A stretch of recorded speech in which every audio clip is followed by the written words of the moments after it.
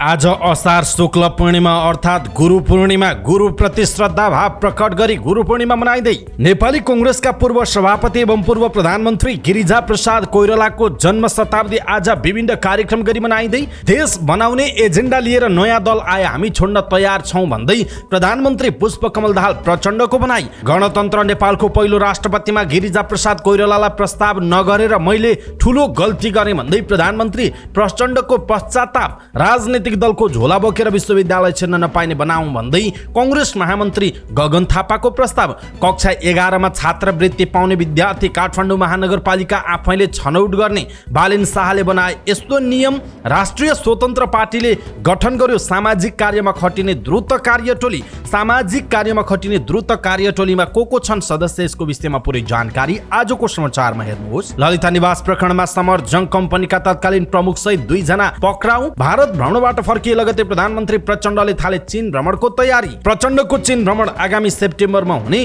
परराष्ट्र मन्त्री एनपी साउदको भनाई। देशमुखी बजेट बनाउन आवश्यक रहेको राष्ट्रिय सभा सदस्य नारायण दत्त मिश्रको भनाई। महिला मन्त्रालयको बजेट बढाउन राष्ट्रिय सभा सदस्य गंगा कुमारी बेलवासीको माग। कृषि सहकारी तथा प्राकृतिक स्रोत समितिको आन्तरिक कार्यविधि 2080 पारित। कृषि समितिभित्र सिंचाई र जलस्रोतका विषय नसमेटिएको भन्दै सभामुख देवराज घिमिरेको ध्यान आकर्षण। सरकारले दलितका लागि छुट्टै बजेटको व्यवस्था नगरेकोमा सांसद भुवन बहादुर सुनारको आपत्ति। सरकारले राष्ट्रपति महिला उत्थान कार्यक्रमका लागि पर्याप्त बजेटको व्यवस्था नगरेको राष्ट्रिय सभा सदस्य भगवती नेउपानेको गुनासो। हिमाल र उत्पीडित जातिबाट आएका सांसदहरूलाई तेस्रो दर्जाको रूपमा हेरिएको राष्ट्रिय सभा सदस्य सोनाम गेल्जेन शेर्पाको भनाई। खेर गइरहेका काठको बिक्री वितरण गर्न राष्ट्रिय सभा सदस्य इन्दिरा देवी गौतमको प्रस्ताव। ललितपुर जिल्ला अदालतमा कानुन व्यवसायीहरू आन्दोलित। घुस नखाने न्यायाधीश र कर्मचारीहरू हामीदेखि आत्तिनु पर्दैन। नेपाल बार एसोसिएसनका अध्यक्ष गोपाल कृष्ण घिमिरेको भनाई। आज देशका 4 प्रदेशका 1-2 ठाउँमा ठूलो पानी पर्ने सम्भावना। कोरियाबाट फर्किएका युवकले ल्याएको फोनको भन्सार विवाद। स्याङ्जाका छविलाल भण्डारीको भन्सार विवाद के हो, यसको विषयमा पुरै जानकारी आजको समाचारमा हेर्नुहोस्। अर्काइका छोराछोरीलाई नागरिकता दिलाउन खोजेको आरोपमा एक दम्पति पक्राउ। सुन तस्करीमा संलग्नताको आशंकामा भुटबलका 2 पसल सिलबन्दी। पाल्पाको रिब्दीकोट 1 मा 2 भन्दा बढी सन्तान जन्माउनेलाई अब 5000 रुपैयाँ पुरस्कार दिइने। म्याग्दीको अन्नपूर्ण गाउँपालिकाका 2 वडाको सीमा विवाद 33 वर्षपछि सुल्झियो। निजी क्षेत्र रक्षात्मक भएर बाँच्ने कोसिस गर्ने बाटोमा पुगेको नेपाल उद्योग परिसंघका अध्यक्ष राजेश कुमार अग्रवालको जिकिर। र Nepal SCC under 16 east zone cup क्रिकेटको फाइनलमा प्रवेश। दर्शक महानुभाव नमस्कार, समाचारपाटी.com को न्यूज बुलेटिनमा यहाँलाई हार्दिक स्वागत छ। म प्रहलाद चन्द्र घिमिरे सदाको जहाँ आज पनि हामी उपस्थित भएका छौँ आजका दिनभरिका मुख्य समाचार, ब्रेकिङ न्यूज अपडेट लगायत तपाईँलाई काम लाग्ने हेर्नै पर्ने महत्त्वपूर्ण समाचारहरू लिएर। हाम्रो मेहनतका लागि यो भिडियोमा एउटा लाइक अवश्य गर्नुहोला। दर्शक महानुभाव, पलपुलको न्यूज अपडेट हेर्नका लागि हाम्रो च्यानललाई तपाईँले अहिलेसम्म सब्स्क्राइब गर्नु भएको छैन भने कृपया सब्स्क्राइब गर्नुहोस् अनि नजिकै आउने बेल आइकनलाई क्लिक गर्नुहोला। दैनिक रूपमा हेर्नुहुन्छ भने रेगुलर भनेर लेख्नुहोला। आज पहिलोचोटि हेर्दै हुनुहुन्छ भने फर्स्ट टाइम भनेर लेखिदिनु होला। देशभित्र हुनुहुन्छ भने आफू रहेको गाउँ ठाउँ सहर जिल्लाको नाम लेख्नु होला। विदेशमा हुनुहुन्छ भने कुन देशबाट हेरिरहनु भएको छ त्यो कुरा तलको कमेन्ट बक्समा कमेन्ट गर्नुहोला। आउनुहोस् दर्शक महानुभाव, आजका मुख्य समाचार सुरु गरौँ। गुरुप्रति श्रद्धा भाव प्रकट गरी गुरु पूर्णिमा मनाइँदै गरेको प्रसङ्गबाट। आज असार शुक्ल पूर्णिमा अर्थात् गुरु पूर्णिमा। आज शिक्षा दिने, गुरुप्रति सम्मान व्यक्त गर्दै गुरु पूर्णिमा मनाइँदैछ। वैदिक धर्मग्रन्थ महाभारतका रचयिता वेद व्यासको जन्म जयन्तीका अवसरमा वैदिक कालदेखि नै मनाउने गरिएको व्यास जयन्तीलाई गुरु पूर्णिमाका रूपमा लिने गरिएको छ। वेद व्यासले वेदान्त, 18 पुराण, उपनिषद लगायतका धार्मिक ग्रन्थ लेखेर हिन्दू संस्कृतिको संरक्षणमा योगदान पुर्याएको मानिन्छ। आफूलाई शिक्षा दिने गुरुको सम्मानमा शिष्यहरूले आज मिष्टान्न भोजनका साथ श्रद्धाभाव व्यक्त गर्ने परम्परा छ। गुरुलाई आमा बुबा सरह सम्मान गर्ने गरिन्छ। संस्कृतमा गुको अर्थ अन्धकार र रुको अर्थ प्रकाश भन्ने हुन्छ। यसरी ज्ञान रूपी प्रकाशले अज्ञान रूपी अन्धकारको नाश गराउने व्यक्तिलाई गुरु भनिने तन्त्र शास्त्र तथा धर्मशास्त्रका पुस्तकहरूमा उल्लेख गरिएको धर्मशास्त्रविद प्राध्यापक डाक्टर रामचन्द्र गौतमले बताउनुभयो। गुरु पूर्णिमाका अवसरमा विद्यालयहरूमा आज विभिन्न कार्यक्रम पनि भइरहेको छ। नेपाली कांग्रेसका पूर्व सभापति एवं पूर्व प्रधानमन्त्री गिरिजा प्रसाद कोइरालाको जन्म शताब्दी आज विभिन्न कार्यक्रम गरी मनाइँदैछ। विक्रम सम्वत 1981 असार 18 गते जन्मिनुभएका कोइरालाको विक्रम सम्वत 2066 चैत 6 गते निधन भएको थियो। जन्म जयन्तीका अवसरमा नेपाली कांग्रेसका भातृ एवं शुभेच्छुक संस्थाले रक्तदान, फलफूल वितरण, विचार गोष्ठी, दीप प्रज्वलन लगायतका कार्यक्रम राखेका छन्। पूर्व सभापति कोइरालाले सशस्त्र विद्रोह सञ्चालन गरेको तत्कालीन नेकपा माओवादीलाई शान्तिपूर्ण राजनीतिका रूपमा मूलधारमा समाहित गराउन र गणतन्त्र स्थापनामा महत्त्वपूर्ण भूमिका खेल्नु भएको थियो। मुलुकमा 5 पटक प्रधानमन्त्री र लामो समय कांग्रेसको पार्टी सभापति भएर कोइरालाले काम गर्नु भएको थियो। प्रधानमन्त्री पुष्पकमल दाहाल प्रचण्डले सामाजिक सञ्जालमा गाली गरेकै भरमा देशको राजनीतिक कोर्सलाई नै दायाँ बायाँ गर्न खोज्ने प्रवृत्ति देखा परेको बताउनुभयो। स्वर्गीय गिरिजा प्रसाद कोइरालाको 100औं जन्म जयन्तीको अवसरमा काठमाडौँमा भएको कार्यक्रमलाई सम्बोधन गर्दै उहाँले नेपाली जनताको मेहनत र बलमा प्राप्त भएको परिवर्तनमा अहिले विचारको आवश्यकता देखिएको बताउनुभयो। उहाँले सिद्धान्त र राजनीतिक एजेन्डामा केन्द्रित पनि हुन नपर्ने, सामाजिक सञ्जालमा गाली गरेकै भरमा देशको राजनीतिक कोर्सलाई नै दायाँ बायाँ गर्न खोज्ने प्रवृत्तिलाई रोक्न जरुरी रहेको बताउनुभयो। उहाँले नयाँ इच्छा शक्ति सहित राष्ट्र र जनताको जीवन बदल्ने पहल नगर्ने हो भने देश दुर्घटनामा जाने बताउनुभयो। उहाँले नयाँ पार्टीहरूप्रति लक्षित गर्दै पुराना पार्टीहरूको भन्दा राम्रो विचार लिएर आउने, राम्रो एजेन्डा सहित जनताको जीवनमा परिवर्तन ल्याउने विश्वासका साथ कोही आउने हो भने उनीहरूलाई सम्मान गर्न र ठाउँ छोड्न गाह्रो नभएको उहाँले बताउनुभयो। उहाँले तर अहिलेको स्थितिमा त्यस्ता पार्टी र राजनीतिक दलहरू नरहेको बताउनुभयो। उहाँले अहिले देखिएको अराजकताप्रति हेलचक्राइ गर्ने हो भने देशकै भविष्य दुर्घटनामा पर्ने दावी गर्नुभयो। प्रधानमन्त्री दाहालले सुशासन, समृद्धि, सामाजिक न्यायको पक्षमा एउटा अर्को शान्तिपूर्ण क्रान्तिको आवश्यकता रहेको पनि बताउनुभयो। प्रधानमन्त्री दाहालले संघीय शिक्षा ऐन मन्त्री परिषदमा छलफल गरी समितिमा पठाइसकेको उल्लेख गर्दै केही दिनभित्र नै संसदमा प्रस्तुत गर्ने प्रतिबद्धता व्यक्त गर्नुभएको छ। दर्शक महानुभाव, देश बनाउने एजेन्डा लिएर नयाँ दल आए हामी छड्न तयार छौँ भन्ने प्रधानमन्त्री पुष्पकमल दाहाल प्रचण्डको यो भनाइ तपाईँलाई कस्तो लाग्यो? आफ्नो कुरा तलको कमेन्ट बक्समा कमेन्ट गर्नुहोला। यसैबीच प्रधानमन्त्री पुष्पकमल दाहाल प्रचण्डले गिरिजा प्रसाद कोइरालालाई गणतन्त्र नेपालको पहिलो राष्ट्रपतिमा आफूले प्रस्ताव नगरेकोमा पश्चाताप गर्नुभएको छ। गिरिजा प्रसाद कोइरालाको शतवार्षिक समारोहमा सम्बोधन गर्दै उहाँले आफूले गल्ती गरेको स्वीकार गर्नुभएको छ। उहाँले शान्ति प्रक्रियामा आउनु पर्यो, तपाईहरूको कुरा के छन् सहमति गरौँ भन्नुभयो। मैले पनि धेरै भन्नु छैन, हामी शान्तिमा आउँछौँ, तपाईँले गणतन्त्र ल्याइदिनु पर्यो भनेको थियो। उहाँले पहिलो भेटमा गणतन्त्र आउँछ भन्नु भएन, तर विश्वास दिलाउनु भएको थियो। उहाँ गणतन्त्रका लागि तयार भइसक्नु भएको रहेछ। मैले पनि उहाँलाई विश्वास दिलाएँ। त्यहीँबाट 12 बुँदे समझदारी, विस्तृत शान्ति सम्झौता, संविधान सभा र संघीय लोकतान्त्रिक गणतन्त्र यो सामान्य तरिकाले आएको होइन उहाँको भनाइ छ। उहाँले असाधारण प्रकृतिको राजनीतिक सम्झौता थियो भन्नुभएको छ। एउटा ठुलो राजनीतिक रूपान्तरणको महाअभियान थियो। पहिलो भेटदेखि नै उहाँ कुनै दुविधा, अविश्वास र अस्थिरता देखिन। बरु मैले गल्ती गरेँ तर उहाँले गर्नु भएन। उहाँसँग पहिलो भेटमा भनेको कुरा र लिएका कुरा सबै पुरा गर्न सकिनँ, तर मैले उहाँको विपरीत निर्णय गर्दा पनि मलाई विश्वास गर्न छोड्नु भएन। मलाई कुनै न कुनै रूपमा संरक्षण गर्नुभयो। गणतन्त्रको घोषणा गर्न ल्याउने, नेतृत्व गर्ने महानायकको छवि बन्यो उहाँको। उहाँ नभएको भए यहाँसम्म आउने थिएन। गणतन्त्र घोषणा भएपछि म पहिलो प्रधानमन्त्री हुँदा उहाँलाई राष्ट्रपतिको प्रस्ताव गर्नु पर्थ्यो, मैले गर्न सकिनँ। मलाई पश्चाताप छ। मैले प्रस्ताव नगरेपछि पहिलाको जस्तो विश्वास गर्नुहुन्न भन्ने लागेको थियो, तर उहाँले मेरो नेतृत्व देशका लागि आवश्यक छ भनिराख्नुभयो उहाँको भनाइरहेको छ। गणतन्त्र नेपालको पहिलो राष्ट्रपतिमा मैले गिरिजा प्रसाद कोइरालालाई प्रस्ताव नगरेर गल्ती गरेँ भन्ने प्रचण्डको यो भनाइ तपाईँलाई कस्तो लाग्यो? आफ्नो कुरा तलको कमेन्ट बक्समा कमेन्ट गर्नुहोला।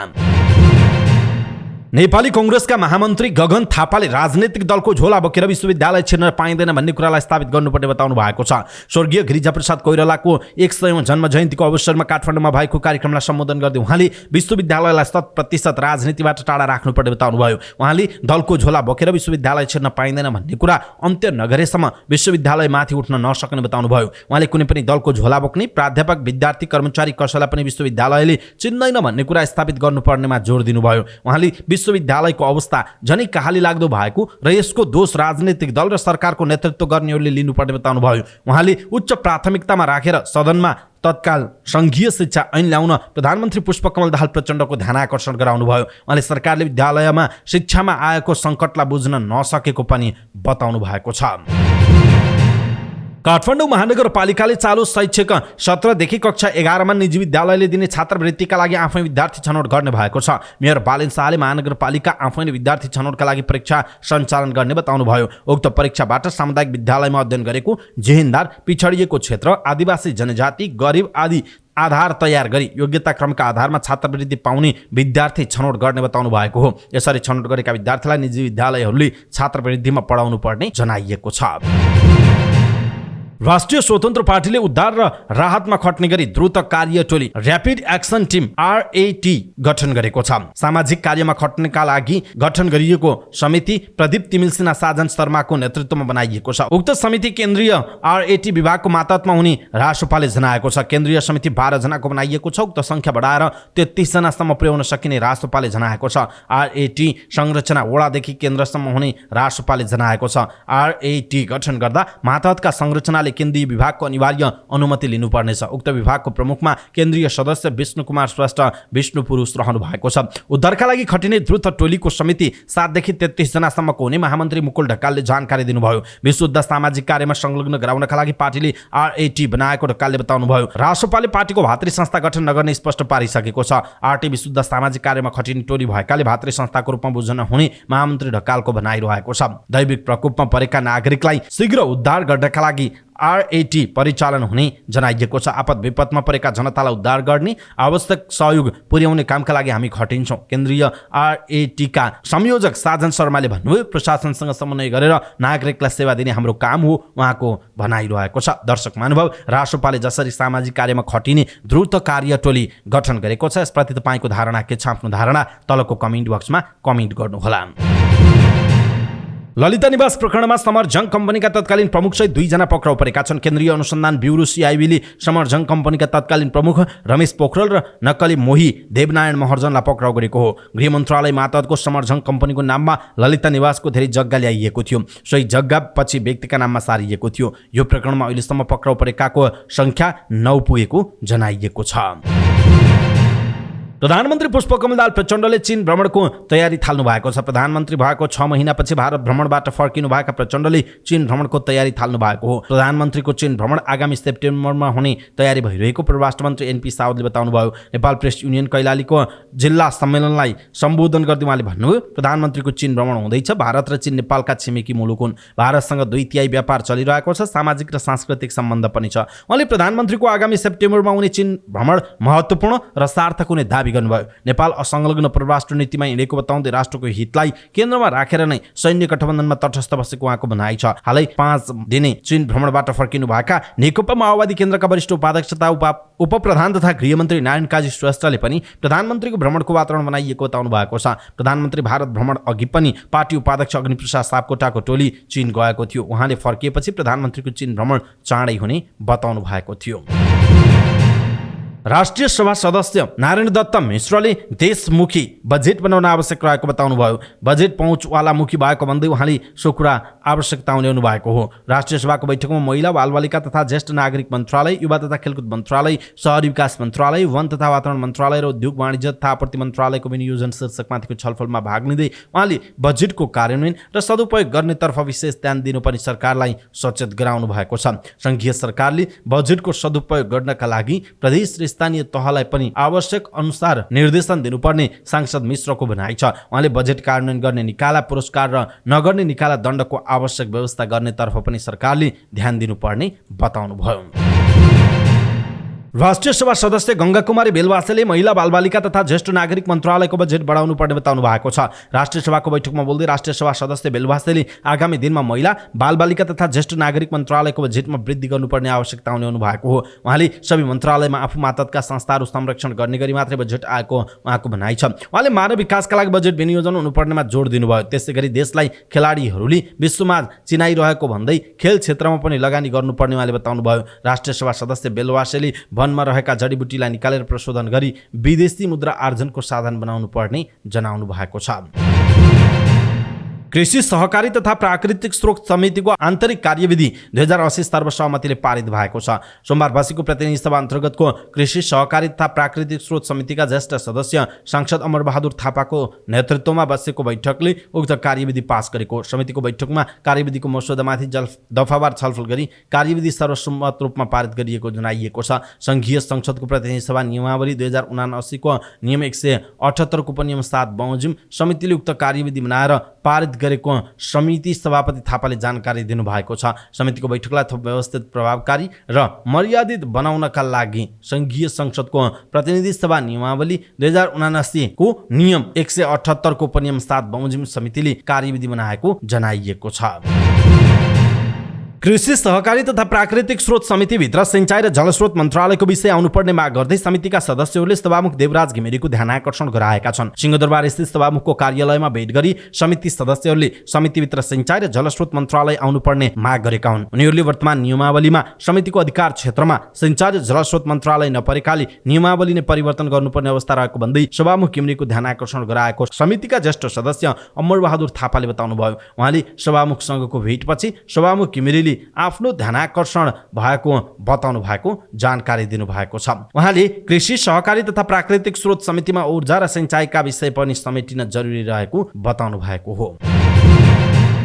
राष्ट्रिय सभा सदस्य भुवन बहादुर सुनारले सरकारले अहिलेसम्म पनि दलितहरूका लागि किटान गरेर बजेटको व्यवस्था गर्न नसकेको भन्दै आपत्ति जनाउनु भएको छ।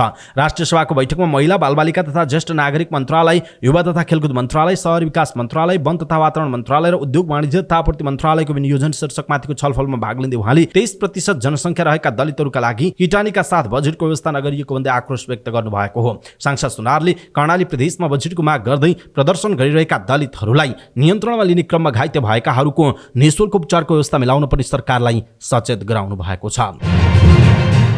प्रमुख प्रतिपक्ष दल नेकपा एमालेका राष्ट्रिय सभा सदस्य भगवती न्यौपानेले सरकारले राष्ट्रपति महिला उत्थान कार्यक्रमका लागि पर्याप्त बजेट व्यवस्था नगरेको गुनासो गर्नुभयो। राष्ट्रिय सभाको बैठकमा महिला बालबालिका तथा ज्येष्ठ नागरिक मन्त्रालय, युवा तथा खेलकुद मन्त्रालय, शहरी विकास मन्त्रालय, वन तथा वातावरण मन्त्रालय र उद्योग वाणिज्य तथा आपूर्ति मन्त्रालयको विनियोजन शीर्षकमाथिको छलफलमा भाग लिँदै उहाँले सो कुरा बताउनु भएको हो। सांसद न्यौपानेले महिलाहरूलाई आत्मनिर्भर बनाउने कुरामा पनि बजेटले ध्यान दिन नसकेको दावी गर्नुभयो। उहाँले महिला बालबालिका तथा ज्येष्ठ नागरिक मन्त्रालय चालू आर्थिक वर्षको पुँजीगत खर्च 10% भन्दा बढी हुन नसकेकोमा आपत्ति जनाउँदै यस बारेमा सदनलाई जानकारी गराउन पनि सरकारसँग माग गर्नुभयो। सांसद न्यौपानेले भन्नुभयो, संघीयतालाई सरकारले किन उपेक्षा गरिरहेको छ? यस्तो हरकतले नै जनतामा संघीयताप्रति वितृष्णा बढिरहेको छ। चालू आर्थिक वर्षमा महिला बालबालिका ज्येष्ठ नागरिकको क्षेत्रमा जति बजेट विनियोजन भयो उहाँको भनाइ छ 40% पनि खर्च गर्न नसकेको उल्लेख छ। त्यसमा पनि महिला बालबालिका तथा ज्येष्ठ नागरिक मन्त्रालय अन्तर्गत पुँजीगत खर्च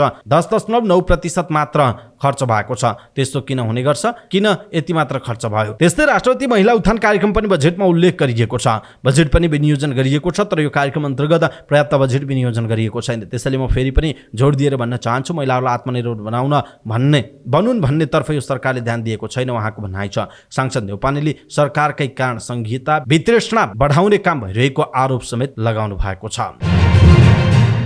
राष्ट्रिय सभा सदस्य सोनाम गेल्झिन शेर्पाले पहुँचवाला मन्त्री र सांसदहरूले आफ्नो क्षेत्रमा मात्र बजेट पारेको बताउनु भयो। राष्ट्रिय सभाको बैठकमा बोल्दै राष्ट्रिय सभा सदस्य शेर्पाले पहुँचवाला मन्त्री र सांसदले मात्र आफ्नो क्षेत्रमा बजेट लाने गरेको बताउनु भयो। उहाँले हिमाल, उत्पीडन र पिछडिएका जातिबाट आएका सांसदहरूलाई तेस्रो दर्जाको रूपमा हेरिएको बताउनु भयो। बजेट माग गर्न जाँदा मन्त्रालयका सचिवहरूले बजेट नै छैन भनेर ढाँट्ने गरे पनि बजेट ल्याउँदा भने ठुला नेताहरूको क्षेत्रमा मात्र हालेको उहाँले बताउनु भयो। त्यस्तै राष्ट्रिय सभा सदस्य इन्दिरा देवी गौतमले नेपालमा खेर गइरहेका काठको बिक्री वितरण गर्नुपर्ने भयो। राष्ट्रिय सभा बैठकमा बोल्दै राष्ट्रिय सभा सदस्य गौतमले देशमा आवश्यक पर्ने काठहरू विदेशबाट आयात गर्नुपर्ने अवस्था रहेको पनि बताउनु भयो। उहाँले देशभित्र खेर गइरहेका काठ छाँटकाट गरी बिक्री वितरण गर्नुपर्नेमा जोड दिनुभयो। यसो गरी काठ आयात गर्नुपर्ने अवस्थाको अन्त्य हुने र वैदेशिक मुद्रा सञ्चित हुने पनि उहाँले बताउनु भएको छ। उहाँले वन जोगाउने नाममा प्रयोग गर्न मिल्ने र गर्न सकिने काम पनि गर्न नसकेर काठहरू खेर गइरहेको बताउनु भयो।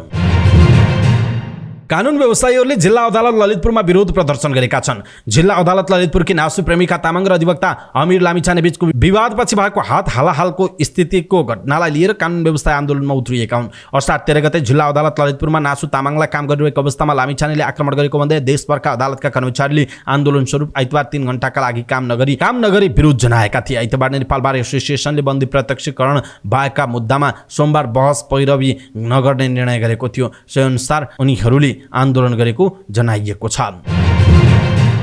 आइतबार नै नेपाल बार एसोसिएसनले बन्दी प्रत्यक्षकरण बाहेकका मुद्दामा सोमबार बहस पैरवी नगर्ने घोषणा गरेको। सोही अनुसार सोमबार उनीहरूले आन्दोलन गरेका हुन्। विरोध प्रदर्शनका क्रममा बोल्दै कानुन व्यवस्था भोजराज अधिकारीले अधिवक्ता लामिछाने विरुद्ध लगाइएको मुद्दा झुटो भएकाले मुद्दा विलम्ब खारेज हुनुपर्ने माग गर्नुभएको छ। नेपाल बार एसोसिएसनका अध्यक्ष गोपालकृष्ण घिमिरेले घुस नखाने न्यायाधीश र कर्मचारीहरू नडराउन र नआत्तिन आग्रह गर्नुभएको छ। देशभर रहेका न्यायालयका इमानदार न्यायाधीश र कर्मचारीहरू हाम्रो अभियानबाट डराउनु पर्दैन, आत्तिनु पर्दैन। तपाईँ हाम्रो साथी हो। ललितपुर जिल्ला अदालत बाहिर आयोजित विरोध कार्यक्रममा बार अध्यक्ष घिमिरेले भन्नुभयो, घुसखोर विरुद्धको अभियान हो। घुस नखाने र भ्रष्टाचारी नगर्नेहरू आत्तिनु पर्दैन। तपाईँहरू यो अभियानको साथी हो उहाँले भन्नुभएको छ। इमानदार र निष्पक्ष न्याय गर्नेहरूको साथी हो। उहाँहरूको पक्षमा नेपाल बार छ उहाँले भन्नुभयो। बार अध्यक्ष घिमिरेले आन्दोलन कुनै पनि कर्मचारी वा न्यायाधीश विरुद्ध नभएर भ्रष्टाचार विरुद्ध रहेको बताउनुभयो। कुनै कानुन व्यवस्था घुस खुवाउँछ भने उनी विरुद्ध पनि यो अभियान हो। घुस खाने र खुवाउने हाम्रो साथी हुन सक्दैन घिमिरेले भन्नुभएको छ। सोमबार देशभरको मौसम आंशिकदेखि सामान्य बदलिरहने मौसमविदहरूले जनाएका छन्। मौसमविद झाका अनुसार कोशी मध्य प्रदेशका 1-2 ठाउँमा आज ठूलो पानी पर्ने अनुमान छ। त्यस्तै राति कोशी गण्डकी र लुम्बिनी प्रदेशका 1-2 ठाउँमा मेघगर्जन र चट्याङसहित ठूलो पानी पर्ने सम्भावना छ। अन्य प्रदेशमा भने आज हल्कादेखि मध्यम वर्षाको सम्भावना रहेको मौसमविद गोविन्द झाले जानकारी दिनुभयो। उहाँका अनुसार आज र भोलि लगातारको झरी पर्ने सम्भावना रहेको छैन, तर पानी पर्ने र रोकिने क्रम भने जारी रहने बताइएको छ। शनिबार साँझ स्याङ्जाका छविलाल भण्डारी नेपाल फर्कँदा वैदेशिक रोजगारीबाट ल्याएको मोबाइलमा धेरै कर लिएको आरोप लगाउँदै फेसबुकमा स्टाटस लेखे। कोरिया बसेर 2-4 पैसा कमाएर फर्किएको युवाले बोकेको 2वटा फोनमा 44,169 रुपैयाँ कर लिएको भन्दै उनले सरकार र भन्सार कार्यालयको प्रशासनलाई गाली गरेका थिए। भण्डारीको उक्त पोस्ट सामाजिक सञ्जालमा भाइरल भयो। वैदेशिक रोजगारीबाट फर्किएका युवासँग सरकारले गैर कानुनी रूपमा कर लिएको भन्दै सरकार र भन्सार प्रशासनलाई गाली गरिएको पोस्टमा उनका समर्थक र शुभेच्छुकले पनि गाली गरेका छन्। सामाजिक सञ्जालमा निकै आलोचना भएपछि घटनाबारे प्रश्नाउँदै त्रिभुवन राष्ट्रिय विमानस्थल भन्सार कार्यालयले आफ्नो बारे गल्ती प्रचारबाजी भएको दावी गरेको छ।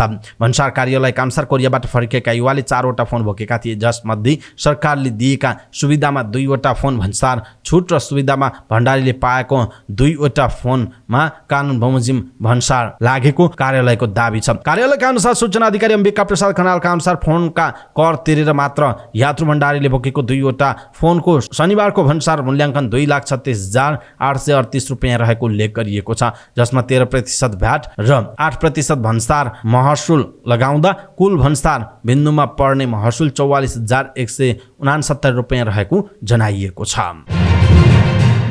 झुटो विवरण पेश गरेर नागरिकता दिलाउने प्रयास गरेको आरोपमा बुटवलमा 2 जना पक्राउ परेका छन्। बुटवल उपमहानगरपालिका 1 का 43 वर्षीय रमेश कसौधन र उनकी पत्नी 42 वर्षीय सीतालाई पक्राउ गरेर अनुसन्धान अगाडि बढाइएको इलाका प्रशासन कार्यालय बुटवलका सूचना अधिकारी विष्णु प्रसाद गेवालीले जानकारी दिनुभयो। उनीहरूले आफूहरूसँग सम्बन्ध नभएका कारण 2 जनालाई छोरी र 1 छोरालाई छोरा भनी नागरिकता बनाइदिन खोजेको आरोप लगाइएको छ। नागरिकता बनाउन इलाका प्रहरी प्रशासन कार्यालय आइतबार बुटवल पुगेका उनीलाई झुटो विवरण पेश गरेको सूचनाको आधारमा नियन्त्रणमा लिएको सूचना अधिकारी गेवालीले बताउनुभयो। उनीहरूलाई इलाका प्रहरी कार्यालय बुटवलले हिरासतमा राखेर अनुसन्धान गरिरहेको छ। नागरिकता बनाउनेहरू कसौधन दम्पतिकै छोराछोरी हुन् भनी बुटवल उपमहानगरपालिका 1 का वडा अध्यक्ष नरेन्द्र बस्नेतले सिफारिस गरेको देखिएको छ। दर्शक महानुभाव, अर्कैका छोराछोरीलाई नागरिकता दिलाउन खोजेको आरोपमा 1 दम्पति पक्राउ परेका छन्। यसप्रति तपाईँ के भन्नुहुन्छ? आफ्नो कुरा तलको कमेन्ट बक्समा कमेन्ट गर्नुहोला। भारततर्फ लैजाँदै गर्दा झन्डै 2 किलो सुन बरामद भएको प्रकरणमा बुटवलका 2वटा सुन चाँदी पसल सिल गरिएको छ। सुन तस्करीमा संलग्नताको आशंकामा बुटवल अमरपथमा रहेको बालाजी सुनचाँदी पसल र लक्ष्मीपति सुनचाँदी पसल सिल गरिएको। बालाजी सुनचाँदी पसलका सञ्चालक इन्द्र सुनार हुन्। लक्ष्मीपति सुनचाँदी पसलकी सञ्चालक इन्द्र सुनारकै श्रीमती रहेको जनाइएको छ। यी असार 10 गते रूपन्देहीको लुम्बिनी सांस्कृतिक नगरपालिका 13 कालीदहनाका हुँदै भारततर्फ लैजाँदै गर्दा सशस्त्र प्रहरीले इँटा जस्तै रङ र आकारको झन्डै 2.5 किलोको शङ्कास्पद वस्तु फेला पारेको थियो। अनुसन्धान गर्दा इँटा जस्तो उक्त वस्तु 1 केजी 965.3 किलोग्राम तौलको सुन प्रमाणित भएको जनाइएको छ। पक्राउ परेका व्यक्ति दाङ घोराई उपमहानगरपालिका 10 का होमनन्द गिरीको बयानका आधारमा तस्करीमा बालाजी र लक्ष्मीपति बालाजी सुनचाँदी पसलको पनि संलग्नता देखिएको प्रारम्भिक अनुसन्धानबाट खुलेको भैरहवा भन्सार कार्यालयले जनाएको छ। पाल्पाको रिब्दीकोट गाउँपालिका 1 ख्याहाली 2 भन्दा बढी सन्तान जन्माउनेलाई 5,000 रुपैयाँ पुरस्कार दिने भएको छ। 2 भन्दा बढी सन्तान जन्माएर वडामा दर्ता गर्न आउनेलाई पुरस्कार स्वरूप 5,000 रुपैयाँ दिने वडा अध्यक्ष चिरञ्जीवी पोखरेलले जानकारी दिनुभयो। गाउँमा खेतीबारी बाँझो भएको, विद्यालयमा विद्यार्थी नभएर एक आपसमा गाउनुपर्ने अवस्था आएको भन्दै वडा अध्यक्ष पोखरेलले जनसङ्ख्या बढाउन पनि पुरस्कार स्वरूप 5,000 रुपैयाँ दिन लागेको उहाँले बताउनुभयो। जनसङ्ख्या बढी भएको देशमा मात्र विकास भएको भन्दै जनसङ्ख्या कम भएकाले पनि गाउँका खेतीबारी बाँझै भएको उहाँको दाबी रहेको छ। यो कार्यक्रम आउँदा साउनको 1 गतेदेखि लागू हुनेछ। यो वर्षका लागि 60,000 रुपैयाँ बजेट छुट्याएकाले 12 जनाले अहिले पुरस्कार प्राप्त गर्ने भन्दै वडा कार्यालयले आउँदो 12 गतेसम्म कार्यक्रमलाई थप बजेट छुट्याइने जनाएको छ। म्याग्दीको अन्नपूर्ण गाउँपालिकाका 2वटा वडाका बासिन्दाहरू बीचको 33 वर्षदेखिको सीमा विवाद समाधान भएको छ। अन्नपूर्ण गाउँपालिका 1 दोबा र भुरुङ तातोपानीका स्थानीय बासिन्दा बीच दुवै वडाको सीमा क्षेत्रमा पर्ने बस्ती, खेतीयोग्य जमिन, वन र चरण क्षेत्रको उपभोगको विषयमा विवाद रहँदै आएको थियो। गाउँपालिका अध्यक्ष भरत कुमार पुन, उपाध्यक्ष दिवा तिरिजा पुन, प्रमुख प्रशासकीय अधिकृत अमृत सुवेदी, दोबाका वडा अध्यक्ष दिलीप गर्बुजा, भुरुङका वडा अध्यक्ष ओम फगामी, जीसस सदस्य देव गर्बुजा, वडा सदस्य र दुवै वडाका प्रतिनिधिहरूको बैठकले विवादलाई सहमतिमा टुङ्ग्याएको छ। विक्रम सम्वत 2046-47 सालमा विभाजित गाविस हुँदा दोबाका बासिन्दा बसोबास गर्दै आएको बस्ती, जग्गा र लेकको चरण तथा वन क्षेत्रको प्राविधिक त्रुटिका कारण भुरुङ तातोपानीको नक्सामा समावेश भएको विषयलाई लिएर दुवै गाउँका बासिन्दाबीच तीव्र विवाद रहेको थियो। सीमा विवादको विषयलाई लिएर असारको 8 गते शुक्रबार दोबाका बासिन्दाले अन्नपूर्ण गाउँपालिकाको कार्यालय अगाडि नाराबाजी समेत गरेका थिए। नक्सामा जे भए पनि भोगचलन गर्दै आएको सीमा अनुसार सोही नक्सामा तयार पार्न प्रक्रिया अगाडि बढाउने र सीमा क्षेत्रको जङ्गल दुवै गाउँका उपभोक्ताले आफूलाई जहाँ पाएको पर्छ त्यही उपभोग गर्न 2074 सालको कार्तिक 19 गतेको सहमति कार्यान्वयन गर्ने निर्णय भएको जनाइएको छ।